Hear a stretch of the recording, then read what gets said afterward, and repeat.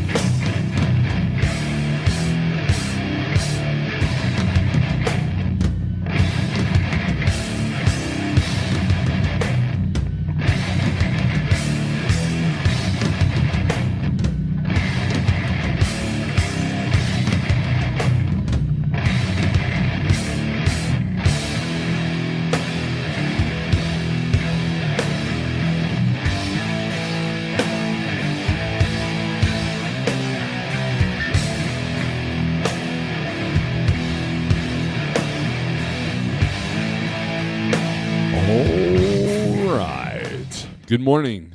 Good morning, everyone. I hope you have your coffee ready because we're going to talk about something here. Let's get rid of this windshield.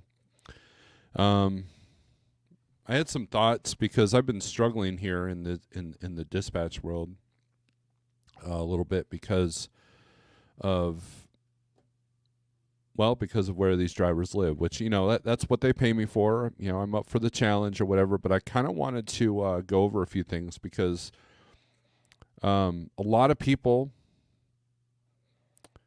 ask me, hey, Steve, should I become a truck driver? Should I become an owner operator? And one of the things, everybody talks about their credit situation or their financial situation, their home life situation and all that, but no one talks about where do you live? Because that plays a big part whether you're going to be successful or even okay with being a truck driver in general, like whether you're a company owner, it doesn't matter. Being in a lane is very important. I'm not saying that if you live in nowhere's South Dakota that you can't be a truck driver, but the dynamics change for each area that you live, and also depends on your home time. And so I wanted to get into that. So thank you for tuning in. Hit the like button on the way in. And if you hate this video or if you hate me, hit the thumbs down twice. I would greatly appreciate that. Also, we're going to go over some spot stuff, and I'll give you an example of what that looks like. And we'll use the 1, 2, 3 load board. And we might even flirt with the DAT, even though a lot of the loads on there are just shyster loads. So, anyways, so we'll go over that. We'll get into the comments. You know the routine. And I don't know how long this video will be because I have a home situation I might have to deal with. So, anyways, just be patient. I appreciate it. So, anyways, good morning. Hope all is well. We'll look at the weather real quick, see if there's any warnings going on. And that kind of stuff, if that, like, man, I hate it when he does do, then that stuff will slow down as we get into spring. It's very nice here in southwest Missouri. Wow, okay. That's red flag. So we'll show what the weather's doing. Not much is going on. There's some red flag warning, which usually means that you can't burn anything. So if you're trying to burn dead bodies, you might have a problem. So let's take a look at that. And of course, that just probably caused me to have a yellow $ on on my tubes there, so that's okay. Take a look at that. Yeah, so New Mexico, the southeast part of Colorado, and this part of the Texas. Looks like you got some red flag warnings. Looks like you also have some, high wind warnings. So it's windy through here. So if you're going across 40, of course, we all know. I remember a couple of years ago, there's all those trucks that blew over in Amarillo. They had video footage of that. But so if you're doing 40, 10, or 20, you're looking at some storms. So some wind, and we all know that those lovely skirts they put on the trailers now makes that thing a bigger wind sail if it's hitting you from the side.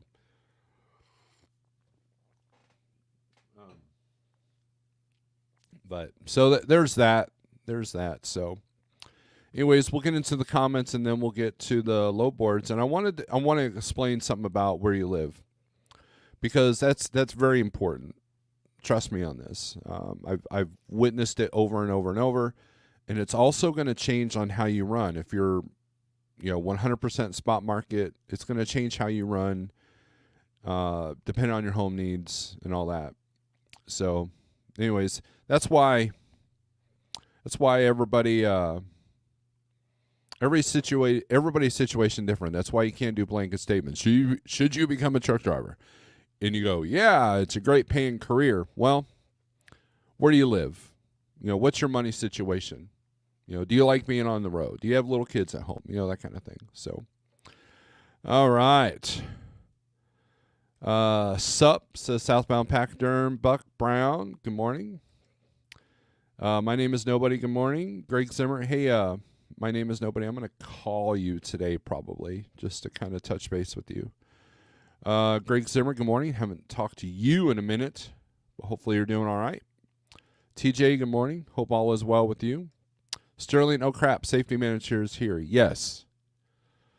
DIY Semi, woo, he says. Gen Z Trucking, good morning. Desert Okie Pam, good morning. Snorelord.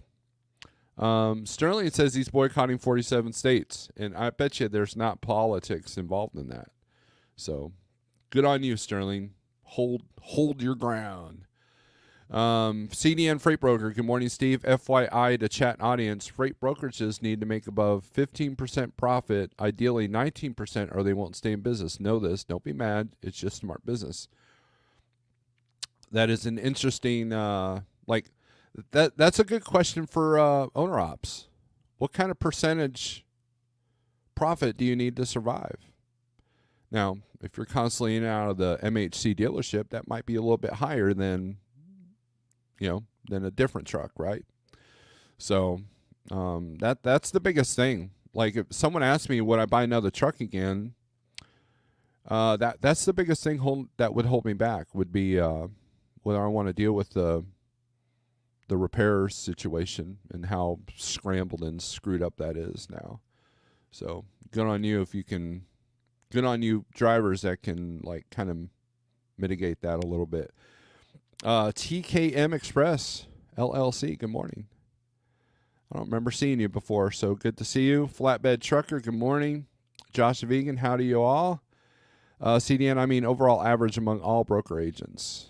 Well, there's a particular click and go right now that's their debt is high, extremely high. So, and what's interesting about these click and go brokers is that there doesn't seem to be any brakes being put on other brokerages going towards these platforms. And now when I look for a load, I'm looking at I'm going to Parade AI. I'm going, which has 8 or 9 different brokerages. And I can demonstrate that a little bit. In fact, let me bring that up here.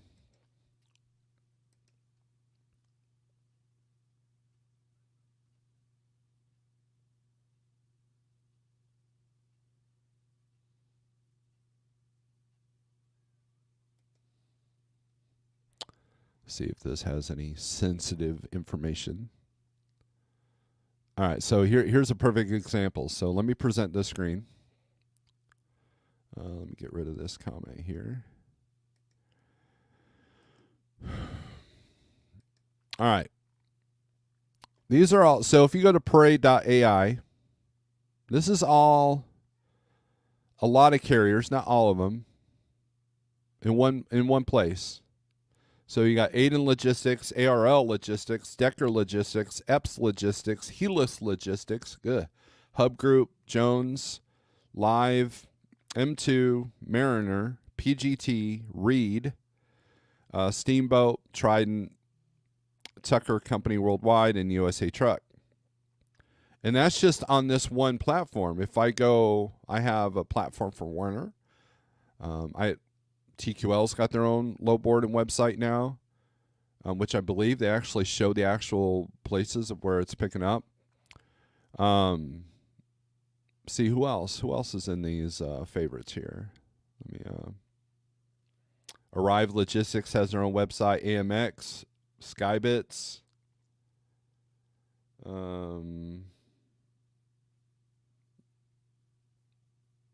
RTS. So I'm not just checking the DAT and 123 low boards. I'm checking all kinds of things when I'm struggling to get somebody out of somewhere, such as Salt Lake City or Denver, Colorado. My normal Denver stuff, because I couldn't get enough drivers to commit to it, I lost it. So, and this was high paying freight, and I had trouble keeping people on it, because in order to be successful with that contract, we needed 4 drivers to commit to it, if not 5, because of the nature of the freight. And I couldn't find 5 people that wanted to do that stuff, wanted to do the extra work. I found 3 or 4, but even then they couldn't commit, and some of them did not want to commit. So when you offer a load that's paying extraordinary amount of money and they still turn you down, it's like, what can you do? And that's something that you carrier fleet owners will have to face, is that it's the drivers that you have to really kind of keep an eye on, because everybody's doing their own thing. So one of the beauty of being at Like Trucking is you can do what you want. You can treat this like your own authority, except Like Trucking's handling all the paperwork and everything. And so if a person wants to run 1 week a month, they can. And we have a few drivers that do that. I mean, that's their prerogative. That's how they do it. It's when you see people struggling and they don't want to take your high dollar freight simply because it goes in an area that they don't want to run, yet they're trying to borrow money. It's the cold hard truth that there's a deeper reason why those particular drivers struggle, and that happens with all carriers. You could be at Schneider, same thing.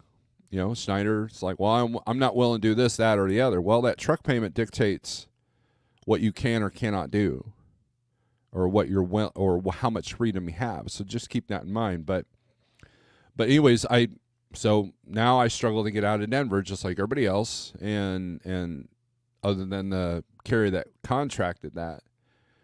And then, so we're going to talk about where you live. So let's see.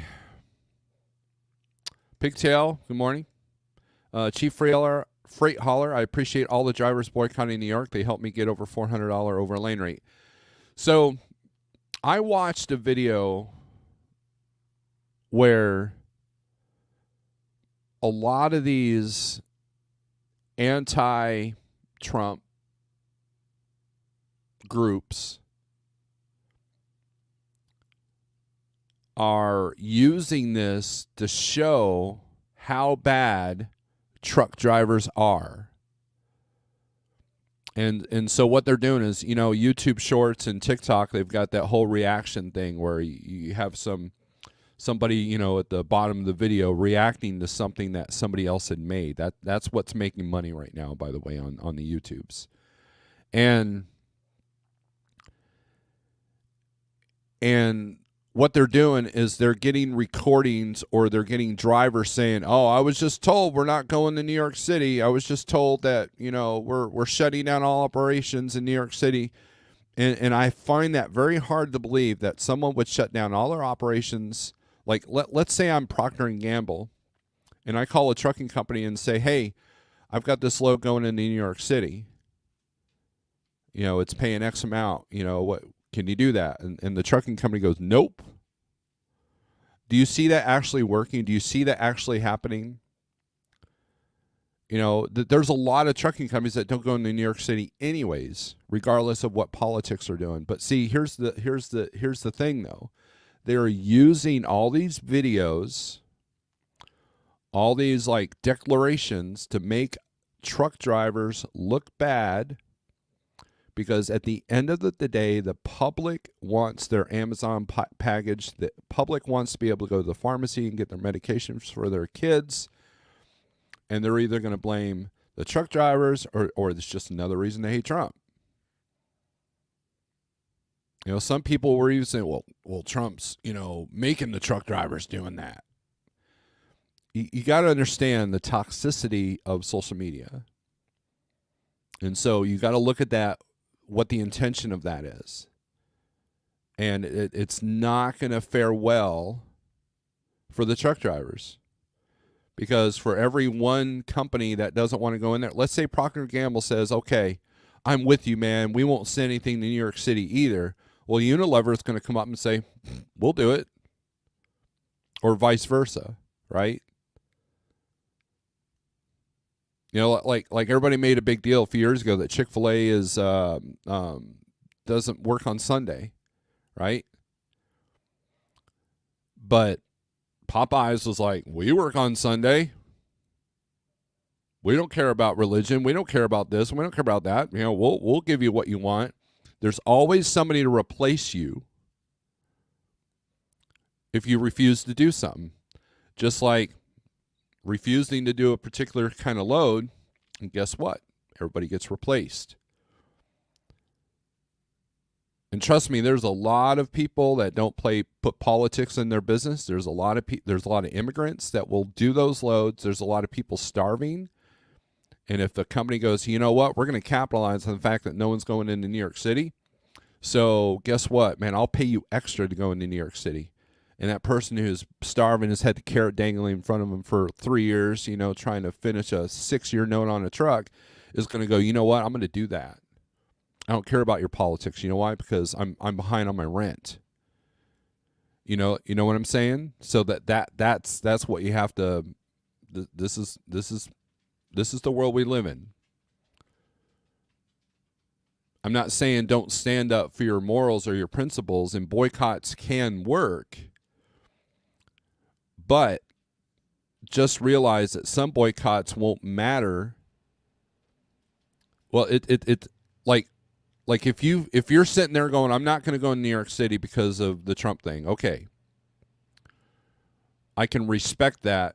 However, what's going to happen is someone is using that mindset to go against you, to make you look like the bad guy that vilifies the truck driver.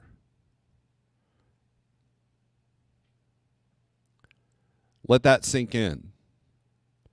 The intention will be to make the drivers look like the bad people.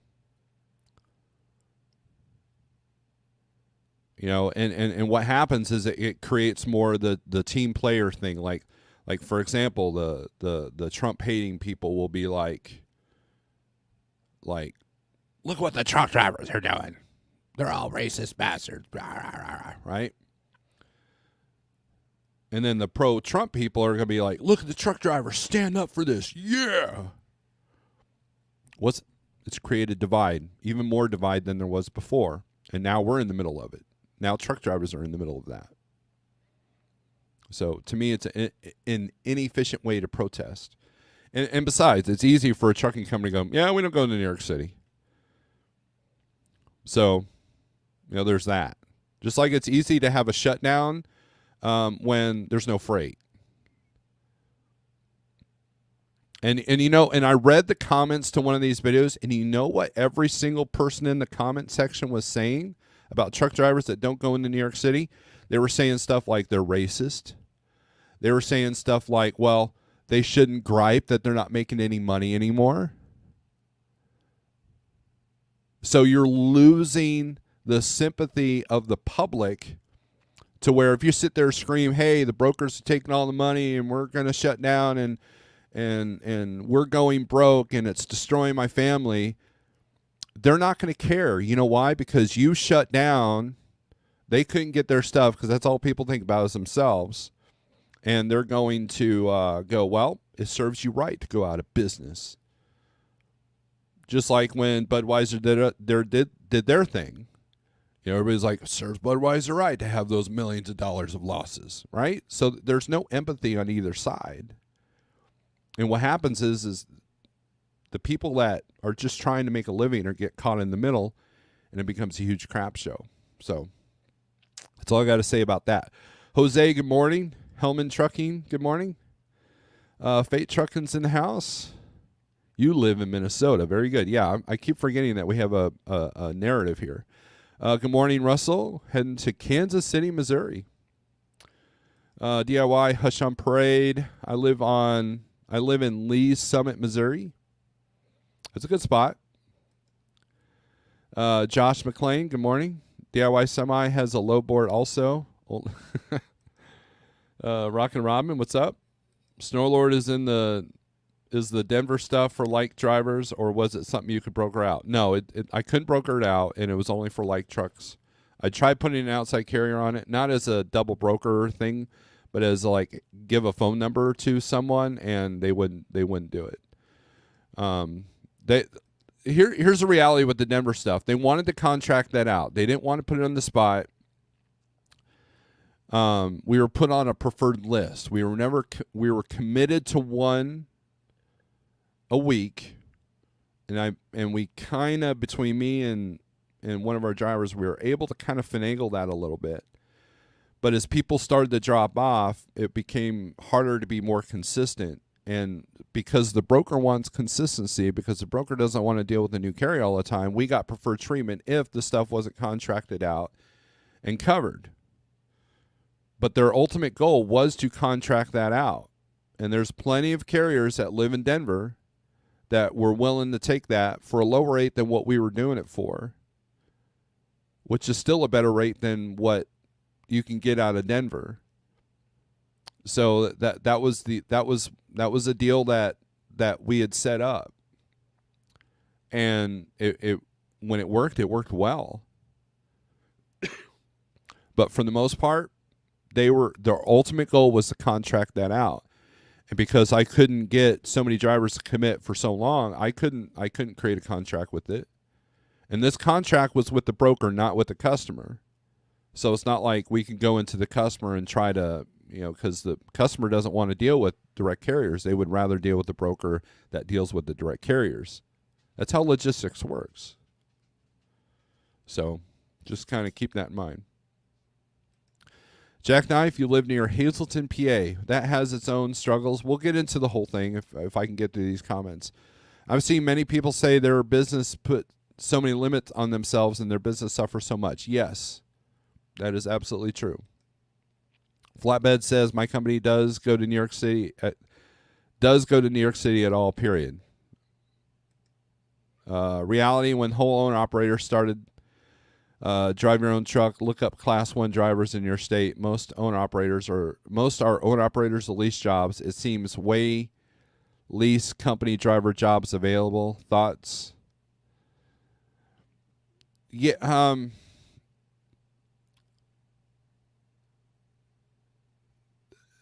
yeah, but not today. That might be a whole subject for a different day there, CDN. T-Bone, what's up?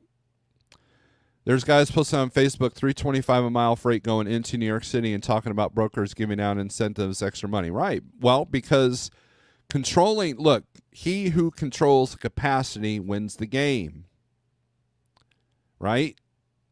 So all they're doing is creating a capacity issue to go into New York City, which is important. But see, here's the thing. What does that do? It raises the rates. And so what happens when the rates get turned up? Well, the shippers are like crying foul, and they want the lowest bidder.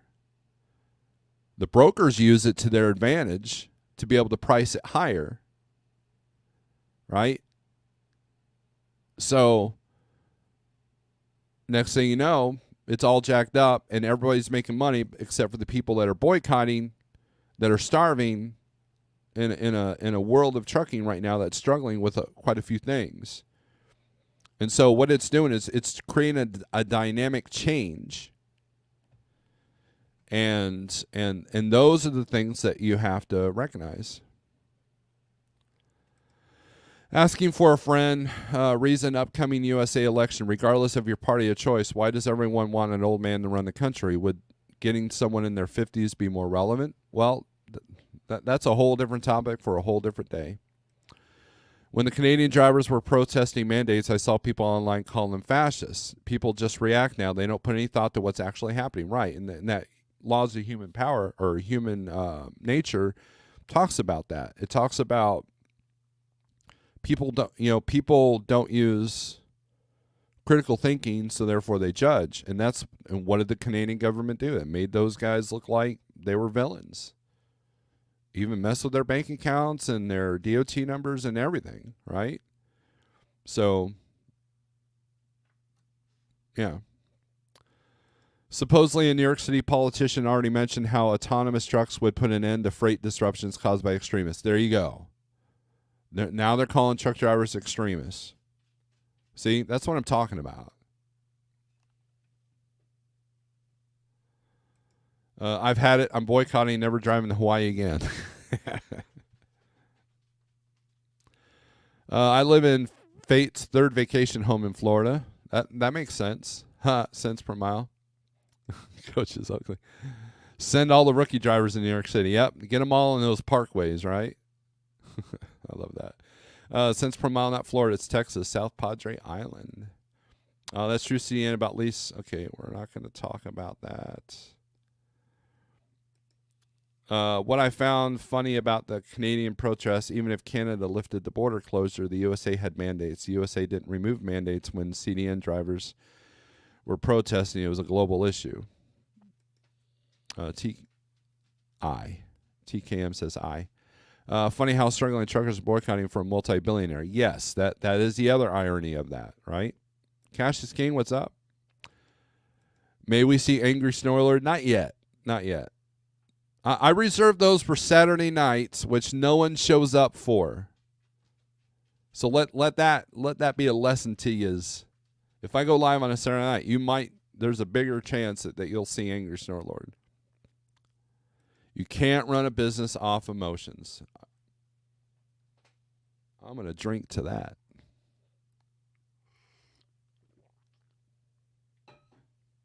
All righty. Let me check.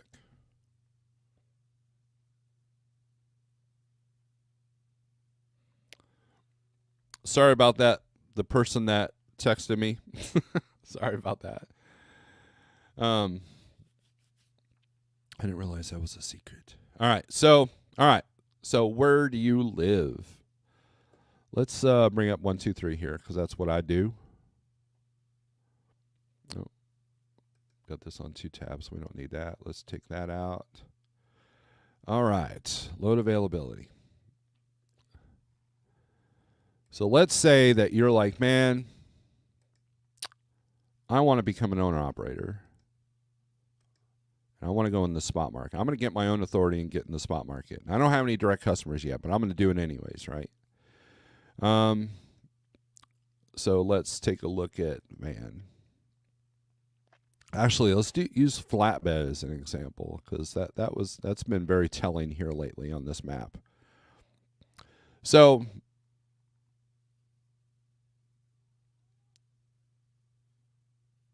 take a look at that. If you live in Nevada or Utah or Montana and you want to run the spot market, that's going to be a bit of a challenge. And let's say you go, man, I want to be home every weekend. So what you do is you take a look at the loads and you look at what they're paying. $1.40 a mile for flatbed freight coming out of Montana, going to New Mexico of all places. Look at that. Can you survive off $1.40 a mile for a load or two? Or every time you got to get out of the house? Going to New Mexico, which is a low freight lane anyways, coming out.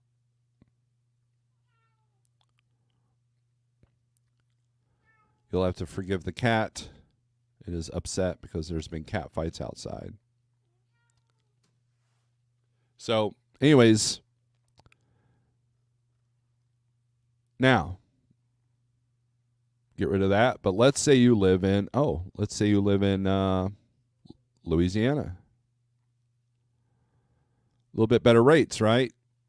Coming out of Louisiana, $2.73, $2.29, $2.35, almost $3. I mean, yeah, these are short loads. But see, notice there's a lot more freight. Hover over Montana, there's 74 outbound, and that's a huge area. And Louisiana's got 612 outbound. So which owner-operator, the one that lives in Louisiana, the one that lives in Montana doing flatbed, which one of those is going to do better? Now, here's the caveat to that. So let's say you have your own authority and you're a flatbedder in Montana, but you've got a direct shipper to get out. Well, it's always paying well to go back into Montana. So we click on Montana and we look at inbound.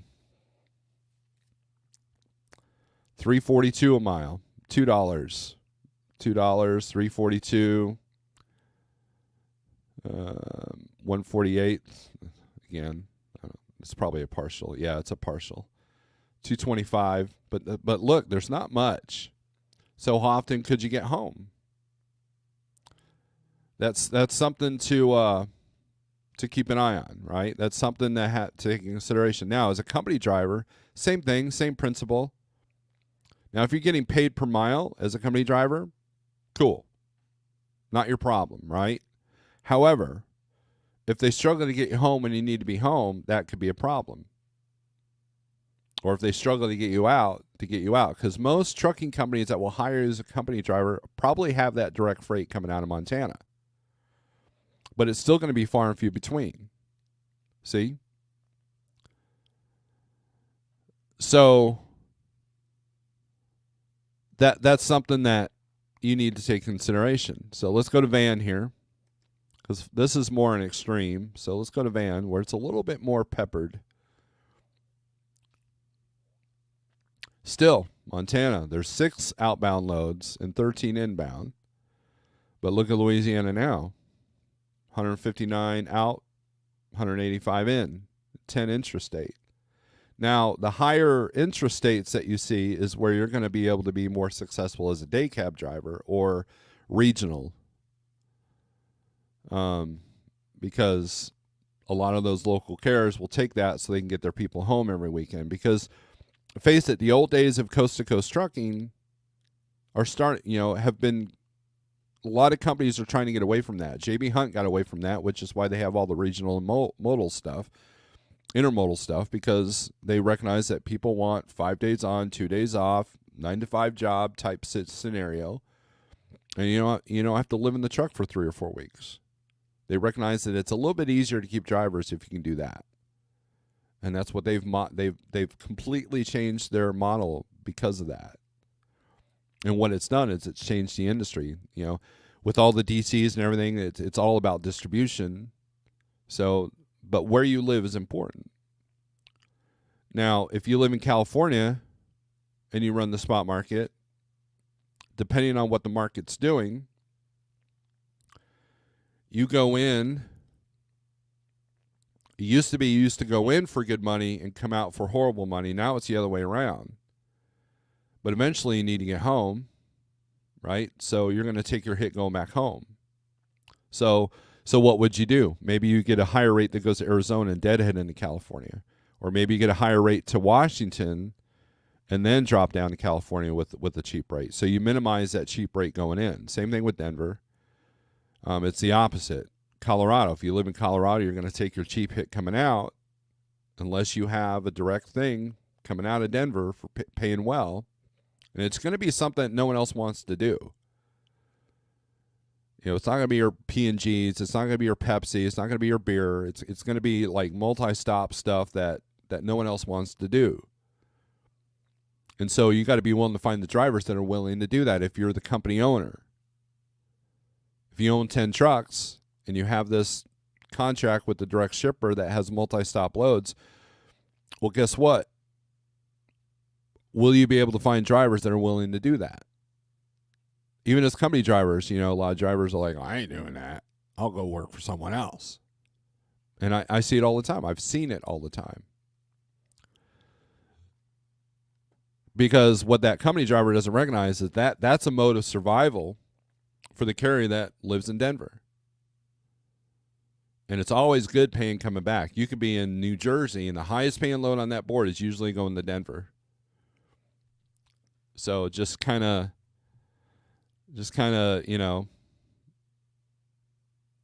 there you go.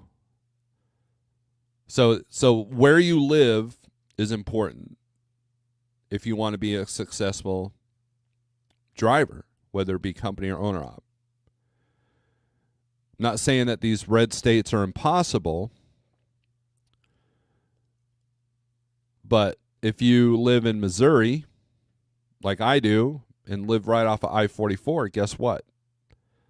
I can always go through the house for home time. I've been very fortunate. I was home as a company driver. I was home every 2 weeks. Sometimes I would work 3 weekends in a row. And as an owner-operator, that's how I think there was 1 month I stayed out. That was because I had lost a month when I bought my Peterbilt. But for the most part, I was still able to get through the house, even if it's for a 10-hour break. So that's, and what are your home time needs? Now, you might be I live in my truck. I don't have any family. I'm very isolated. That's fine. So, yeah, if you live in Montana, quote unquote, or if you live in the truck, it doesn't matter where you live. You just stay in the areas that make you money. And you can see the country, So if you're doing a 34 in Montana, you can check out the sites or whatever. But for the most part, your trucking company also has to deal with that as well. A lot of the company I worked for, a lot of their customers were based out of Springfield, Missouri. There's several main shippers here. And there's several main receivers here. So it was fairly easy for a company to do that. Now, if a driver applied that lived in Utah, they may not even take them on. Because why? Because it would be very difficult to get them home. Well, hold on. We had a constant customer and then went to Salt Lake City, Utah. I'd done quite a few of those runs myself. And so maybe the guy that lives in Salt Lake would get that. We'd get those runs. But then what if they lost that contract? Well, then that driver's screwed, and now the company is scrambling to get you out of Salt Lake in a bad spot market at times, for a lower rate. So these are the things that you have to,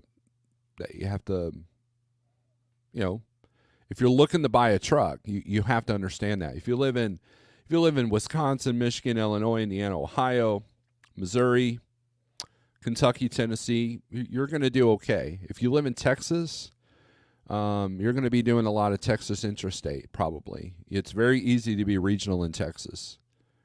And if you're in the spot market, I highly recommend, if you can, to get Texas intrastate if you have drivers that live and go there.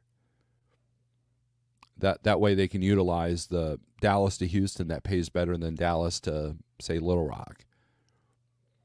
So, these are the things that you want to keep in mind. There's a lot more to this than what people look at. So, but anyways,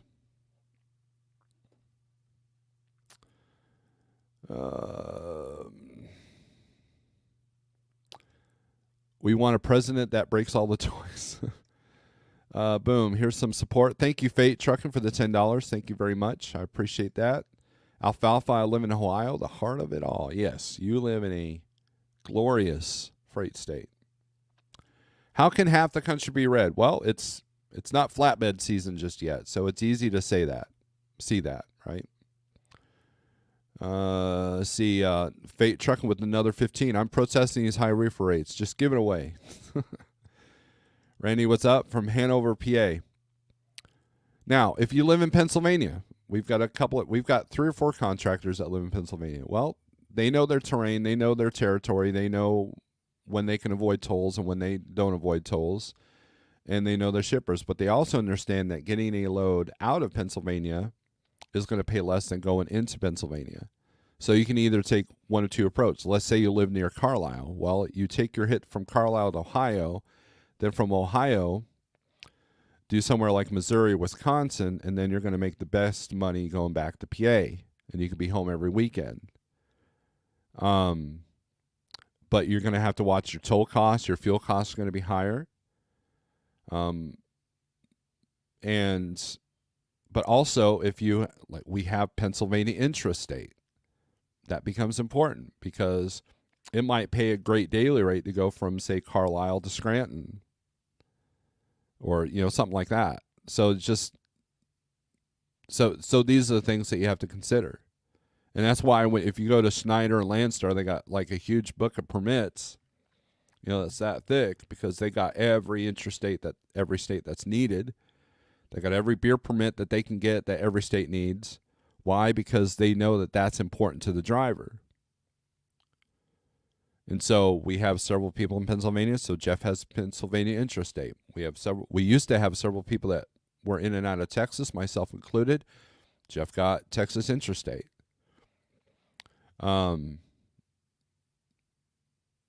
And Georgia as well.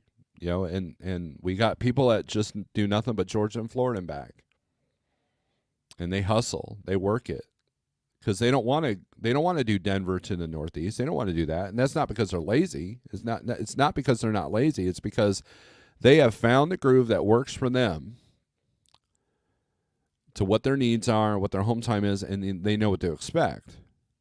Right? So that's the other aspect of like trucking, is that we have a lot of drivers that it's not that they didn't want to get on the Denver stuff, it's that they've already got their groove. They've already got their thing going on, and it makes them good money. And they'd rather just do that because they know their area. Like me, I pretty much know Missouri, Illinois, Indiana, Ohio, some of Michigan, and some of Wisconsin, and Arkansas. And so those were the markets that I utilized. Also Texas. If you look at any of my Google Map, recollections of each year, it's going to look like this green map here, except for California. So, hope you came right out of the gate with the DOT inspection. I've been cooking your authority for about a year. That's what I'm being told by safety and compliance representatives at brokerages. Yep.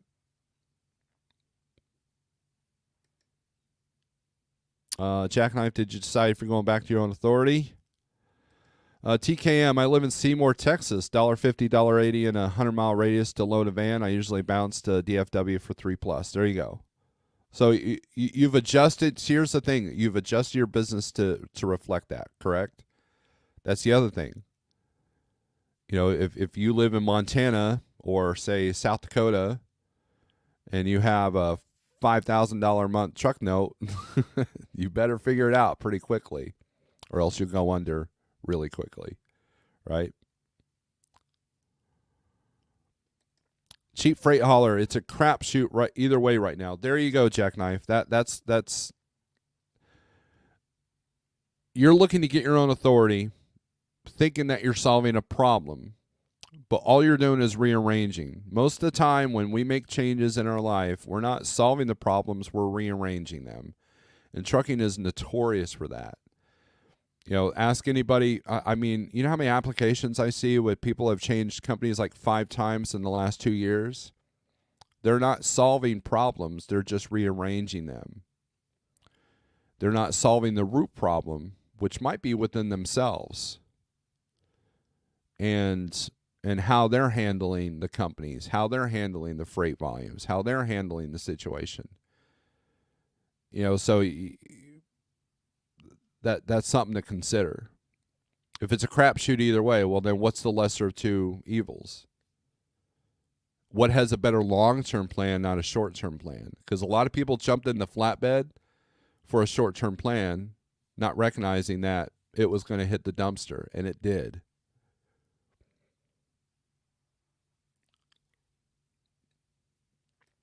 Summer fuel increases on its way. Yep, I agree with that. Also, if you do get a DOT inspection at a scale, it'll show up on Safer within a week or less, but the SMS which Carrier 411 uses will take almost 2 months to show. That is absolutely true. This is great insight about where you live. Does an owner-operator who has several mega carriers in their city struggle getting out versus an owner-operator with very few mega carriers around them? That's a great question. So if you live in Green Bay, Wisconsin, well, you're up against the big ones like Schneider and all that. So, but if you're an owner operator for Schneider, you may not struggle as much as, say, Spot Market. But generally, for example, let's say you've decided on Arizona, right? Let's say you live in Arizona, and it's tough if you want to run Spot, but then Schneider might have a dedicated account that you can run as an owner operator. So would you pick Schneider over Spot that would struggle? It depends, right? Depends on what your needs are. So that's the thing. Gary Cook lives near Chicago, which is glorious whether mega or non-mega, right? Shannon, good morning. And Gerardo, Gomez, good morning. Sorry about that. I hate when people mistake my name. So, all right. So, but anyways, this is Van. Obviously, you have to have a strategy. So, people that live in California have to have a different strategy going in and out than, say, someone that lives in Southwest Missouri. And so, let's say you're struggling. Let's say that, like here, I'll give you a perfect example. So, when I first got in the spot market, when everybody was taking my Missouri to Ohio stuff, I noticed that the best paying load, because I was still focused on rate per mile, was going into Dallas, Texas. Now, I've been in and out of Dallas many, many times. I cut my teeth there. I know the roads. I know the ways. I know the traffic. I know everything about Dallas. But I hated going there because it sucked getting out. And I thought, well, how do you handle that? So I called a friend of mine, and I've told this story before. I'm going to tell it to you again because you probably have short-term TikTok memories. But what I did was I called a friend of mine that had his own authority that lived in Dallas, Texas. Because I said, hey, I'm thinking about utilizing the Dallas market. What do you do? Because obviously you're making money and you live here and you have no choice but to leave here at the lower rates. And you know what he told me? He goes, Steve, take a short hit out of Dallas. That's what I do. I laugh at all the people that are trying to get, plus $2 a mile. I grab that $1.50 mile load, and I take it to either Southwest Missouri or Northeast Kansas. And then from there, I bounce to Ohio, to Illinois, to Wisconsin. I bounce around until when it's time to get home. Usually I land in Ohio. I go from Ohio back to Dallas for good money. Boom, I'm home. I'm making X amount per week, home every weekend.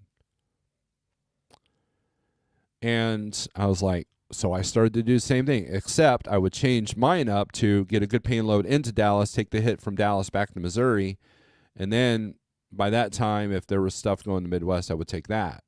If not, I would just go back and forth. Or I'd utilize, Oklahoma City market or the Ardmore market, which taps you into Dallas. Or Oklahoma City was like I can either utilize Tulsa or Dallas. A bit of a deadhead on that. So usually the Dallas rate wasn't worth it. So I was usually picking stuff up from Fort Gibson, Tulsa, Pryor, going right back up to northern Missouri, and then northern Missouri and go wherever I want.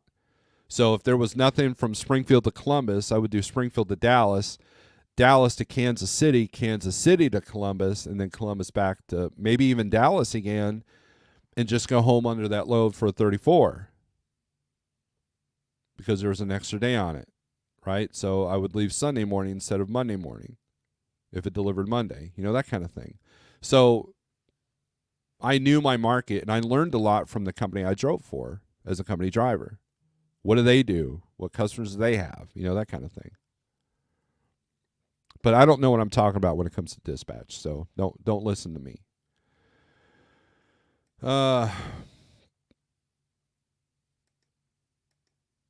Way over capacity in flatbed right now, and the economy isn't pushing new growth right now because, well, companies aren't going to take a high interest rate debt to invest. Right, so that's what happened. A lot of people jumped to flatbed. Now there's too many trucks, and then the freight dropped by 70%, and then next thing you know, you got a bunch of inexperienced flatbedders wondering what the hell happened. You live in your mom's basement? That's a good spot. Probably the best place to be right now, cheap freight hauler. Make sure she brings down some cookies. So, but anyways, these are just my thoughts. These are just my opinions. At the end of the day, it's about you do what works best for you. But one of the things, if you're trying to evaluate what your next move is, where do you live? What's the freight looking like? Like, let's take a look at reefer here. Let's beat up on old Jackknife for a minute. He wants to get his own authority, and he's going to need a reefer trailer, right? Or he's going to have to run power-only reefer trailer for another carrier, which, why make the move? So, but also, let's say he needs to get his own reefer. Well, what's the cost of that reefer trailer going to be? Can he afford that with his high truck payment? And so let's take a look at reefer freight, right? So you have outbound, intrastate, inbound. Now, if I was, we can hover over this, and it tells me 31 intrastate, 320 inbound, and 323 outbound. So fairly even. So let's click on it. Let's look at the intrastate stuff. See what it's paying. $1,000 for $3.58 a mile. Bunch of these. Newcastle to Conestoga. $6.50, $6.19 a mile. Philly to Harrisburg.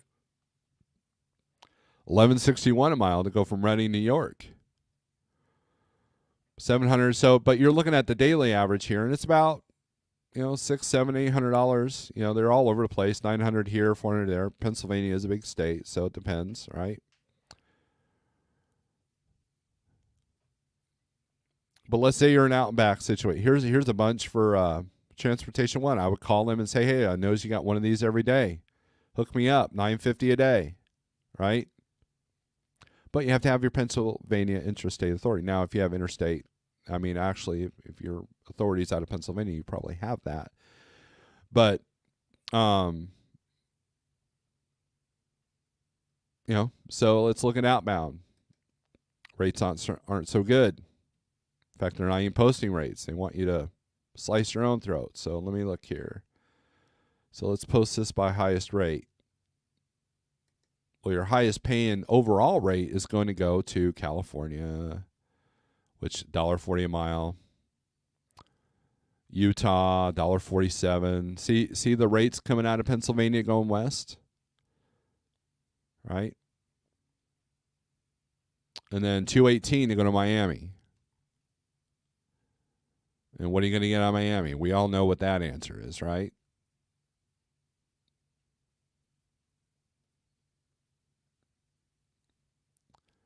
So this person, now if we go by highest rate per mile, that's where all your short stuff will be.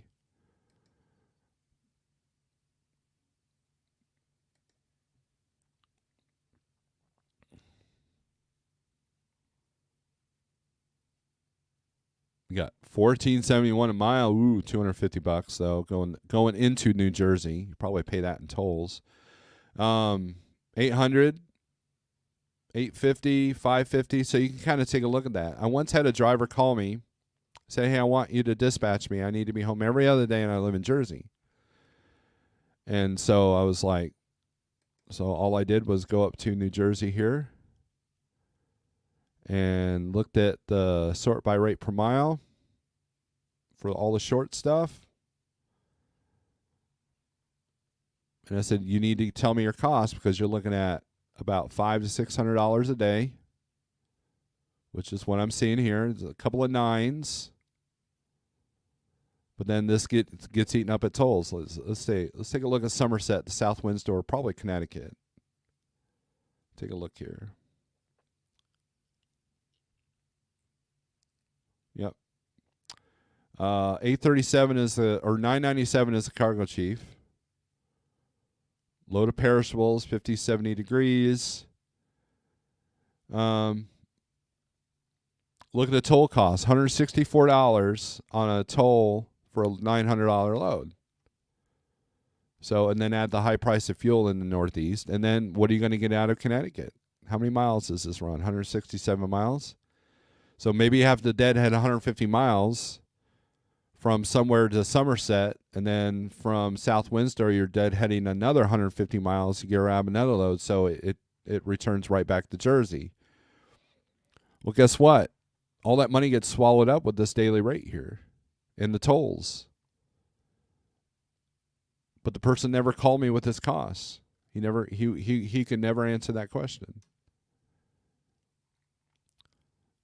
So there wasn't anything formulated there. Because most of the time, your best paying freight is going to go up to, like, here's Flemington, New Jersey to North Hatfield, Massachusetts. Well, let's look at the return loads. Well, there's a few return loads, 81 going anywhere. There's 15 going right back to Jersey. But what do those rates look like? They're $1,000, so, you know, but look at the time, February 21st. So today at 1, picks up at 1, it delivers tomorrow at 8 p.m., 216 miles.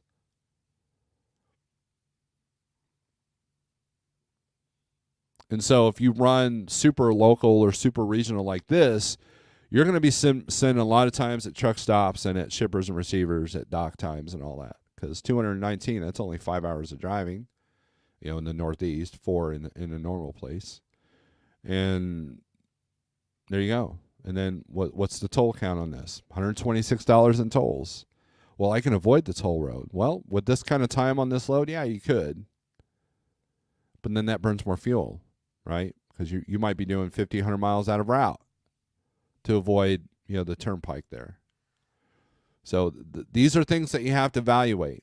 You know, the one of the benefits in the past that Schneider had, and that's one of the reasons why I went over there as owner-op, is because they paid tolls except for Ohio and Indiana. So if you lived in Pennsylvania, that was like an extra $5,000 a year bonus that you weren't paying out of pocket. And the reason why they didn't pay Ohio, Indiana, because there was easier ways to get around that didn't put the load in critical condition, whereas Pennsylvania can get a little bit trickier. And a lot of the broker loads coming into Pennsylvania don't allow enough time for you to go 100 miles out of route, or for you to add another extra hour and a half, 2 hours to a trip that might take 50 miles more.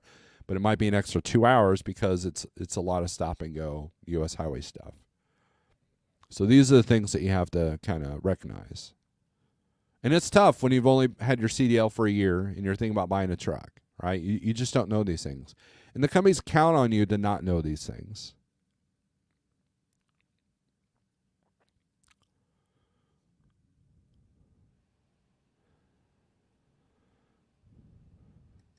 $1.56 all in. If I'm able to run 2,000 miles at 1,000 miles, that becomes $2.42, says Jackknife. Alfalfa says he's here for the Jackknife woodshed whooping. About $14,800 a cost a month. That's your whooping right there. Actually, it's $15,375, but that's a worst case scenario, putting a lot of extra money away.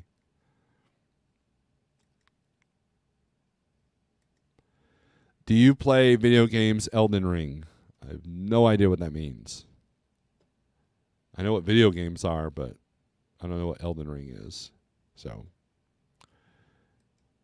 anyways, these are just my thoughts today.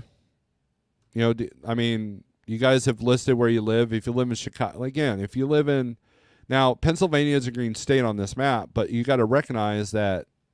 Now look at the inbound. Let's look at the inbound highest rate per mile. I don't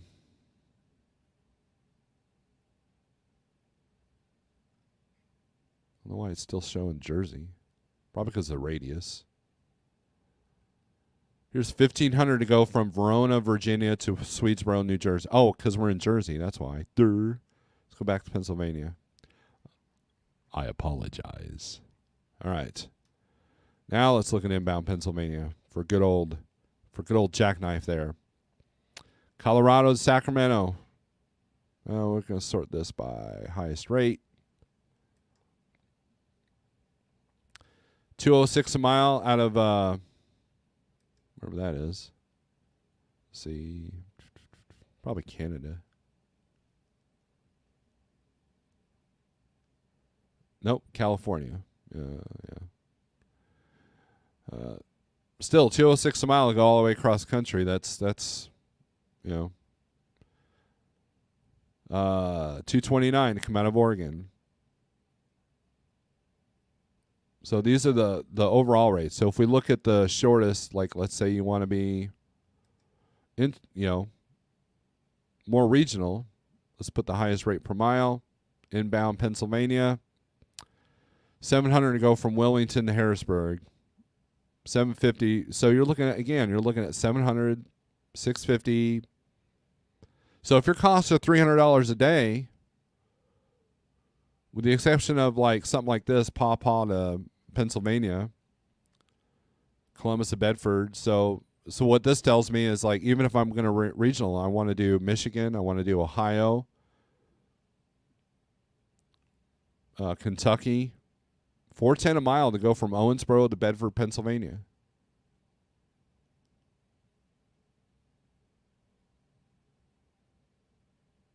Dunkirk, New York. So Batavia, New York, going to Pennsylvania, Denver, PA, York, PA. So this is where you make your money. You take your hit coming out and you get it coming in. But judging by these rates, if you add these rates with the outbound rates, that's the bigger picture you need to look at. And then you look at your daily average on that. Because, again, if you're running short, it's not about rate per mile. It's about rate per day. Does no good to make $15 an hour or a mile if it's only, $200, and that's all you're doing all day. Unless your costs are $100 a day, which means you're not doing your math right. So these are the things that you have to consider. It's not just a cut and dry, well, I got a cheap truck payment and I live in a good area. There's more to it than that. But notice New Mexico is green. And we, earlier this week we saw that Clovis had a lot of stuff coming out. So if we live in New Mexico and we have a reefer, let's do the highest rate per mile. Roswell to Florida. So, but then you're going to take your hit coming out of Florida, right? 254 a mile there. Roswell to Salina. 246 a mile, but you coming back into New Mexico. But let's take a look at that. Let's look at inbound New Mexico rate per mile. 311, 253, 249. So like here, you got Springdale to Albuquerque. So if you took that New Mexico to Salina, and then maybe find Salina to Arkansas, and then Arkansas back to Albuquerque, you can make that work. Chicago, University Park to Los Lunas, which is Walmart.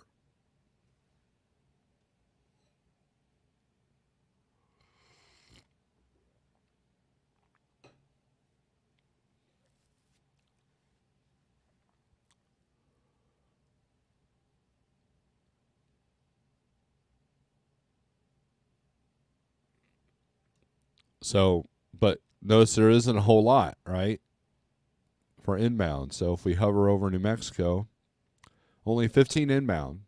That's why it's green, because there's more out than in. There's only one intrastate.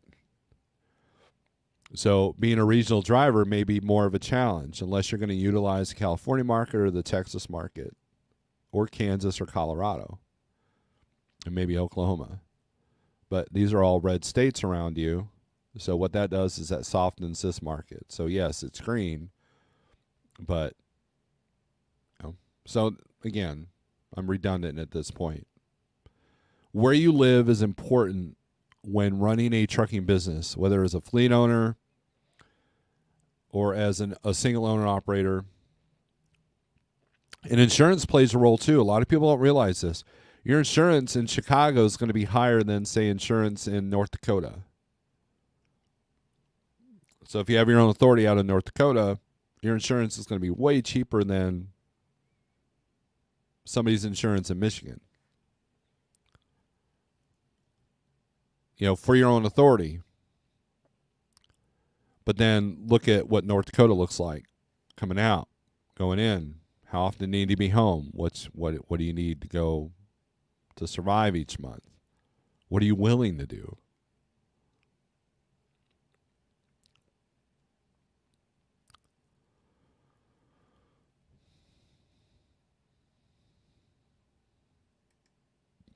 Nothing like having a gross about $7,500 a week to take home $3,500 in net. LOL. Good luck to me in this market. $6,200. That's $2,400 net. So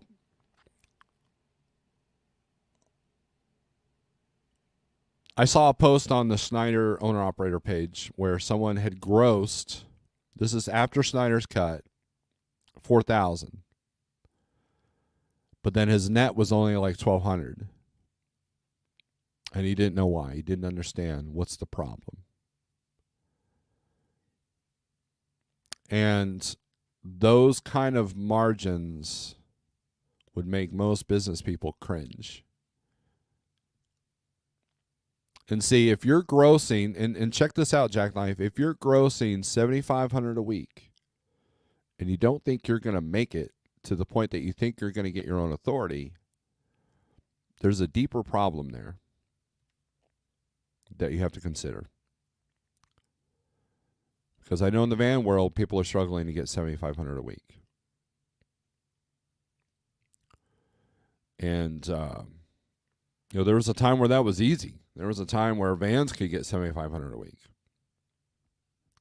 And they still can if they're not 100% spot market. If they're not, or off of low boards, I guess is the better term. Because my Denver stuff was a brokered load. You can look, if you don't want to go into direct shippers and get their freight, you can talk to the brokers and say, how many of these a week do you have? Give me all of them. That kind of thing. You can do that. That way you're all about consistency. You're not hoping a market is on an upswing, depending on where you're running. Isn't there another strategy if you're a new MC or owner operator? Pick your triangle to run and stay in that area to focus on building relationships. Advertising, you will make less for several months, more long term. That is a good strategy, but most people, CDN, cannot afford to run less. They don't see the bigger picture. They have to be making X amount right out the gate or else they're going under. And they don't understand that it's more about the long-term plan. It's a marathon, not a sprint.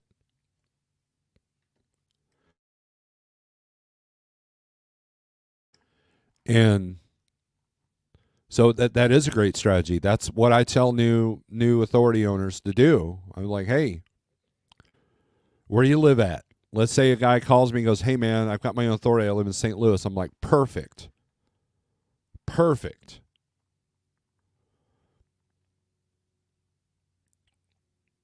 I would do Missouri, Ohio, Michigan, Wisconsin, maybe Minnesota.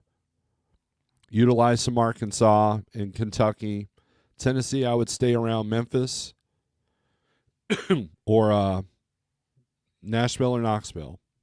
Anything in the woods, you're looking at paper if you're a van, right? And that'll pay less because there's more competition for that. And find the brokers that have those triangles. So let's say you book a load, like let's say you're in St. Louis and you book a load out of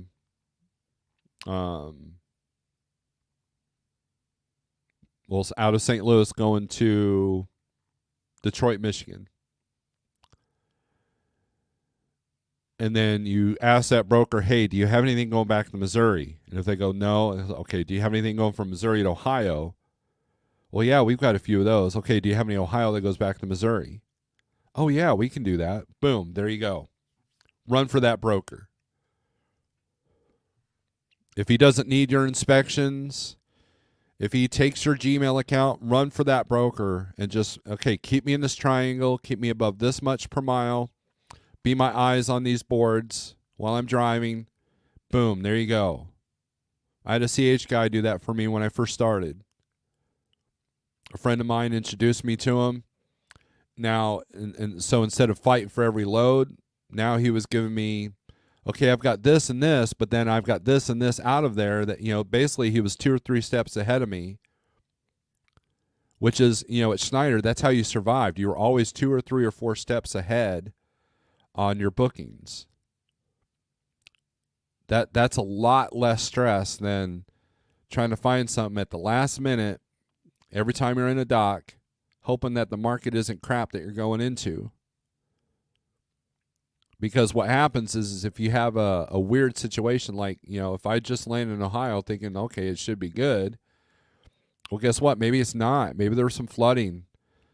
Maybe they're, where it changed the market a little bit because now the farmers aren't farming. They're out driving their trucks trying to make a little bit extra cash. So boom, that's where all the short haul goes. Or maybe fuel goes up in Missouri, so all the short haul stuff gets taken up by the carriers that have the capacity and the trailers to drop for that stuff. Even though Missouri was always easy to get out of. Well, now it's a little bit of a struggle. I'll give you an example here. Let me get the DAT board up here. I'm going to show you guys something here.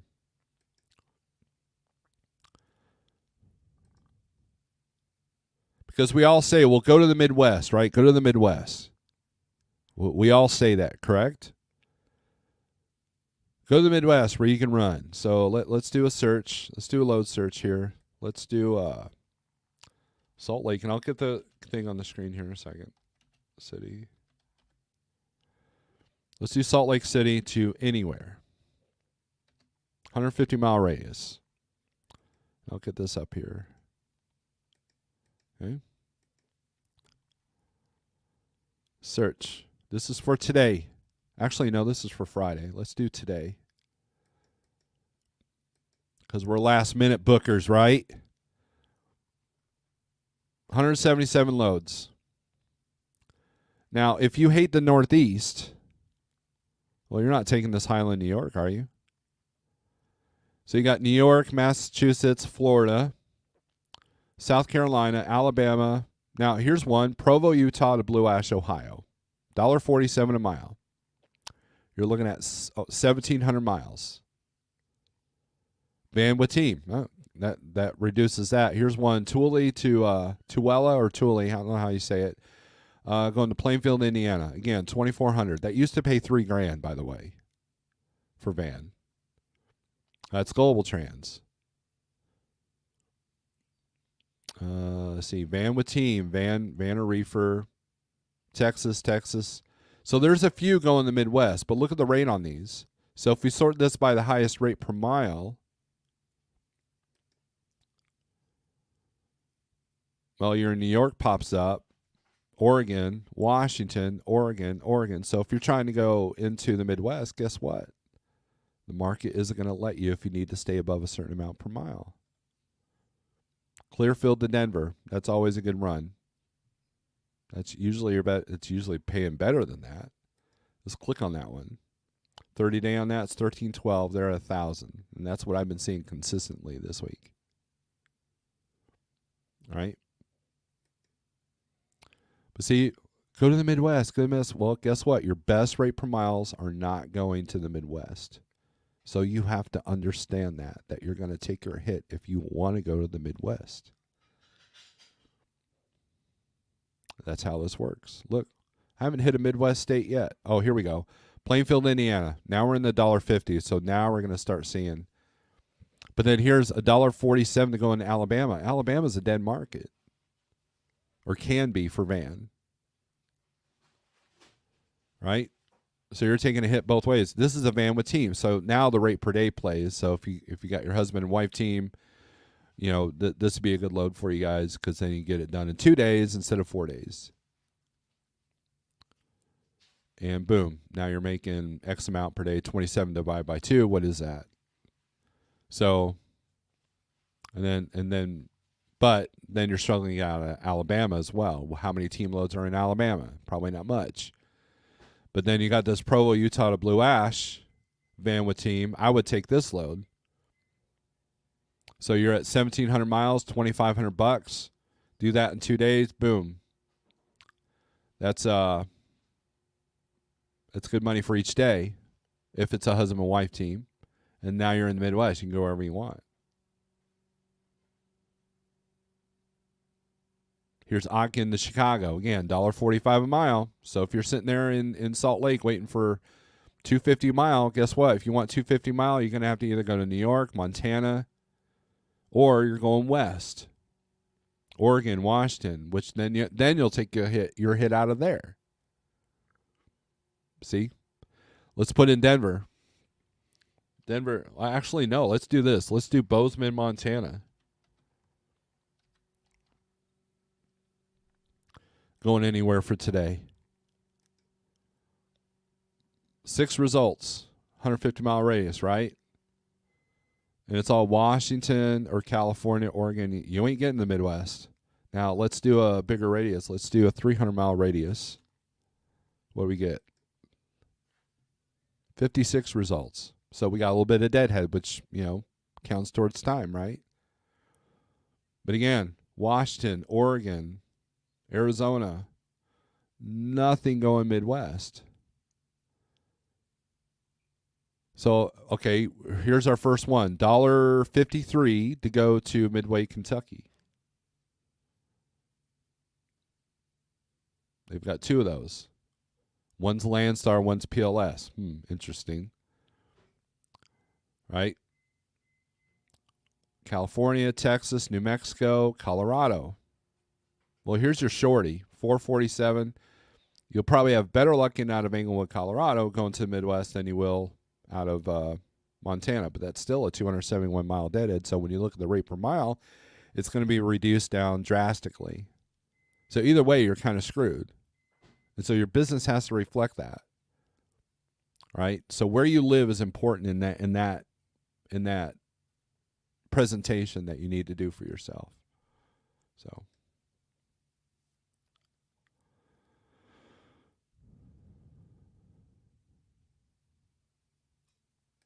24 net is still 96 for the year, but that's just for the truck, right? So hopefully his home expenses would have to reflect that 96,000 annual for the year. Some of them came out and basically said to me that they didn't have the freight to move. They could move it cheaper than I could, move it cheaper on spot market than when I could afford to pull it.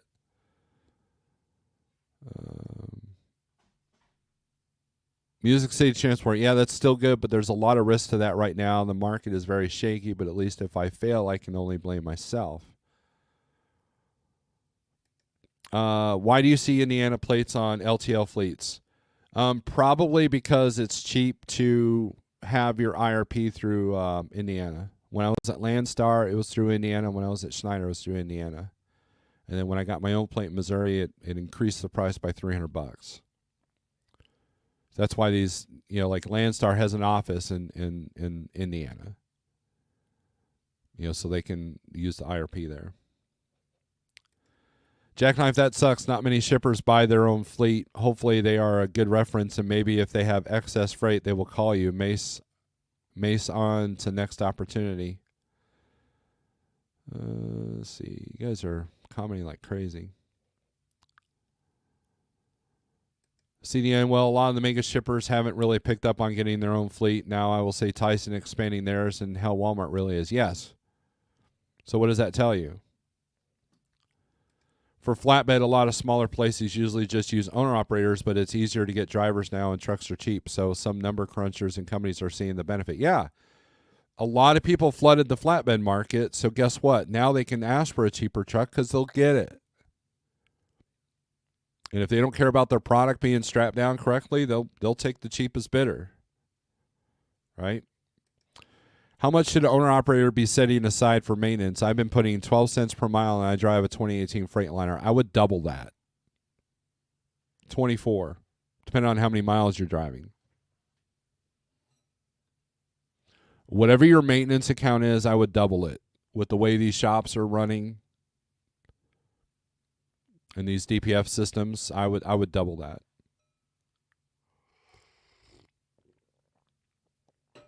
What's the worst that can happen? You've got too much money at the end of the year. You got some money to put down on another truck when your warranty's up. Now, if you have a warranty on that truck, you could probably get by with a little bit more, but not double. But if you don't have a warranty on that truck, I would double that.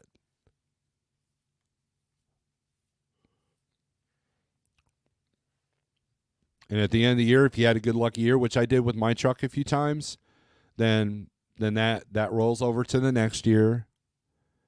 And then if your truck's been pretty good, but it's time to get rid of it, then boom, you've got a good substantial amount for a down payment and a new maintenance fund.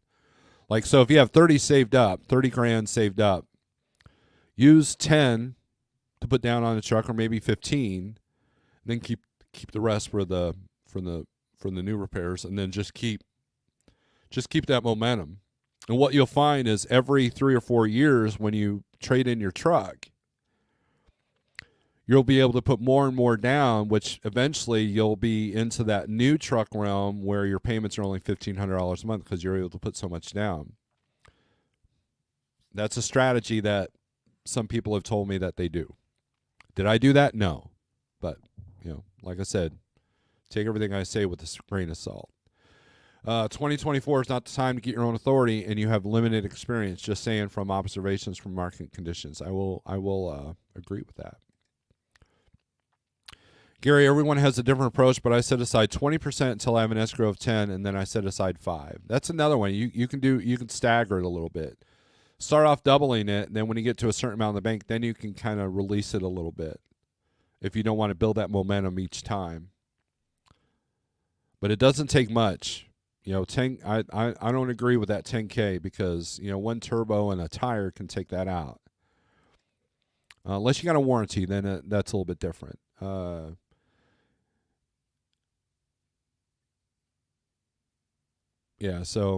See, Jackknife's saying 30.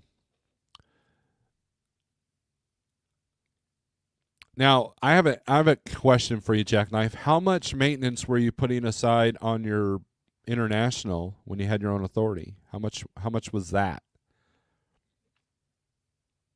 And why you didn't just fix the engine? I'm curious about that. Identify the most repair your truck is known for. Set aside to have that saved. Then go back to 12 cents a mile. How you choose. 12 cents, Mike. I'm doing a lease purchase with my carrier, and they said at 12, so I left it at there. Okay, so that's commonplace. So that's about 12,000. Depends on how many miles you're running. So what I would do is I would set aside so much per mile in your own bank as well. Like maybe, so instead of doubling it with the company, well, you set aside 12 cents a mile. And so when you get your paycheck, divide that, how many miles you did, and divide that, times 12 or multiply it times, 0.12, and then add that to a separate bank account, separate savings account.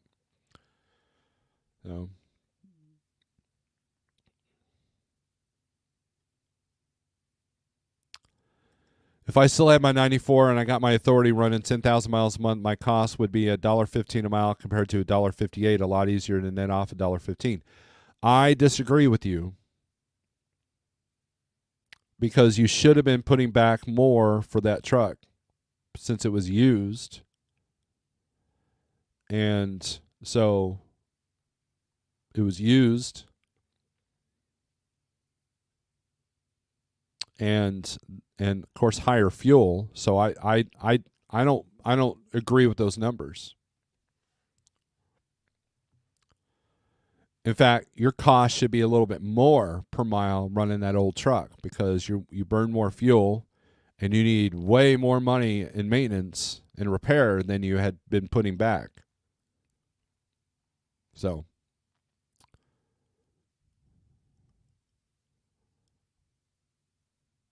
there you go. I have 250K miles and 2 years of warranty left. Excellent. There you go. Music City Transport. Good on you, man. Yeah, 10K is not enough nowadays for a set of good tires all the way around. It's easily 8K. Exactly. There was a lot of constant bills there near the end, leading up to the engine failing, Snorelord, and for some reason I sat and waited for the flatbed market to come back, which didn't help. So there you go. That's why I tell people, if your business is in a position where, well, if rates will just come back, or when the market comes back, I'll be able to do this. Well, what if it doesn't, right? What if it gets worse? Maybe you're sitting there with a big hooded Pete and like, well, if fuel gets back down to $3, I'll be fine. Well, what if it doesn't? What if it doubles? So you always have to, a person always has to have those scenarios in their head. And these aren't black swan events. These are things that happen all the time in the cycles of trucking.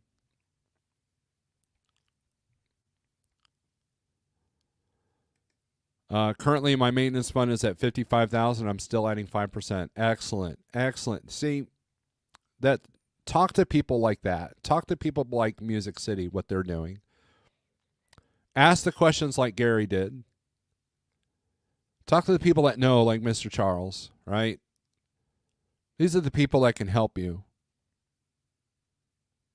The problem is as truck drivers, we become narcissistic, and we avoid human contact, and therefore we don't create this. Yeah, you can create a circle of friends on your Bluetooth headset, but you're not meeting new people. And social media is a crap show, right? It's a dumpster fire. For every one person that could help you and guide you, you're going to have 30 people telling them that you're both wrong, or calling you an idiot, or you're not good enough. And so what do? You just got to seek out the good people that, you see a guy with a nice truck at the truck stop, talk to him, compliment the truck first. Dude, this is a nice truck, man. And then and then you go, man, this is a nice truck. And the guy's like, he's probably out there polishing the fender, and like, man, what kind of freight do you run to be able to have a truck like this? I would like to do this someday, because I love truck shows, and they're like, well, what I do is I do this, this, and this, and this, and this. And if he's a good person, he'll try to help you. If he doesn't want you to know his secret, he ain't going to tell you, right? But I guarantee you that he's doing something that you're not doing to have that truck, right? It could be a cheat. It could be, he's running tank freight. It could be he's got a broker that's maybe his wife is a broker and she's really good at sales, that kind of thing. But at least you know what they're doing different, so you can take a little bit of what they're doing and add it to your own business. That's the beauty of truck shows, is you can talk to successful people, and the gift of discernment allows you to see who's bullcrapping you, who's selling you snake oil, but who's truly doing well, and how they've had that longevity. I'm going to miss not going to the truck show this year.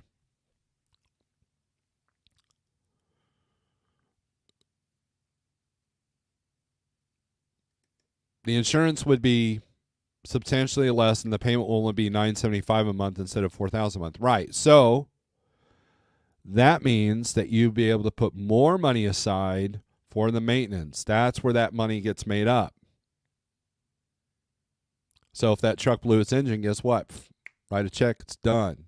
Or you've got a crap load of money for a down payment of something else that won't put you in $4,000 a month. If you only focus on high-paying loads, you're never building long-term relationships. Absolutely. When I made the jump to dedicated route, which was grossing 7 to 8K a week, the truck did not want to hang in there more than about 3 weeks. I had a lot of catch-up on bills. Right, so you put that truck in more paces than it was probably meant for, and that's what, again, but if you had that money set aside, because look, with me having a paid-off truck, I was complacent Complacency hurts, right? Oh, my insurance is cheap. I got no truck payment, so I can relax a little bit. Well, guess what? No, I was on the verge of something big happening with that truck. And I didn't have the funds to fix it. You know why? Because I wasn't running. And boom. Now I don't have money for a down payment or to maintain the truck. Right? So I kind of screwed myself there. But also I was, but my goal was to get out of the truck, which is why I wasn't putting money towards another truck. That's the difference.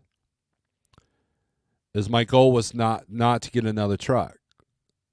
And I wasn't running enough to create a maintenance account because, safety and dispatch was paying the bills. So, so I adjusted to what I needed. But had I been running that truck, 100,000 miles a year, a lot of things probably would have broken a lot quicker. So, how many brokers called for a quote this week? If 0 to 5, you have no relationships with any brokers despite what your perception. Let's see. I can make the bad decisions for you so you can see the outcome. I'm not, but at least I'm not making bad decisions trying to sell you a $1,500 month plan to become rich as an owner-operator. To touch on this market, if it feels worse than it is, it's because falling a record high, which is abnormal, but in reality, this is normal for this time of year. Exactly. That's true. You summed that up very well, Snorelord. I became complacent. It was nice still making decent money and having plenty of home time, taking vacations, etc. Right. But then that truck always asks for the money. Always, always, always. In the last year, I was running my truck, and I can't even call it full time.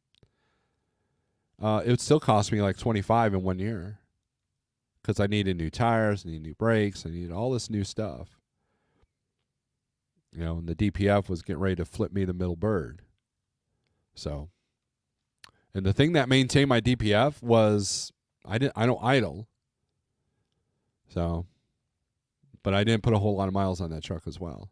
So, look, everybody, look, there's 100 ways to do this, right? There's literally 1,000 ways to do this. And my whole point of the video today is where you live should be a part of that equation. We could talk about new trucks versus old trucks. We could talk about all the different arguments that people have, but the reality is where you live is a big part of that. Like, where do you park your truck when you're home? If you live in the middle of Atlanta, you're paying for parking. If you're living out in the country in Montana, guess what? You can probably park at your house.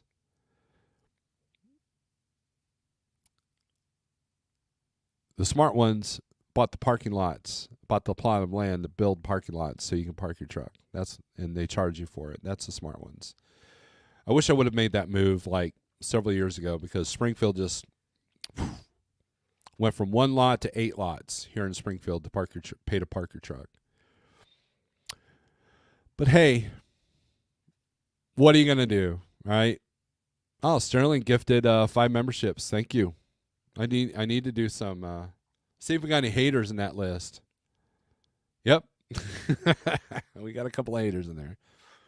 All right. So, anyways, thank you, Sterling, very much. I appreciate that, guys. Thanks for watching today. I'm surprised we made it this long. I hope nobody's waiting on me. I haven't gotten a text or anything. So, anyways, thanks for watching. Strength for today, hope for tomorrow, and we'll see you Friday. So with that being said, strength for today, hope for tomorrow, and be smart. Peace.